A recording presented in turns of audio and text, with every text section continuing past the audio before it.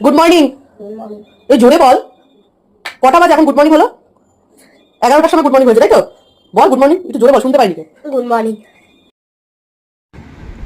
তো আজকে স্যাটারডে, রিজোর তো হয়ে গেল 11টার সময় গুড মর্নিং। আমার হয়েছে তার ঠিক আধ ঘন্টা আগে, মানে 10:30টার সময় গুড মর্নিং। তো যাই হোক, অনেক রাত অবধি কাজকর্ম থাকে, আর রাত অবধি কাজ করলেও কি না করলেও কি সকালবেলা ওঠা একদমই অভ্যাস নেই, উঠতেও পারি না। তো উঠেই আমাদের যেটা দৈনন্দিন কাজ থাকে সেগুলো তো সারা হয়েই যায়।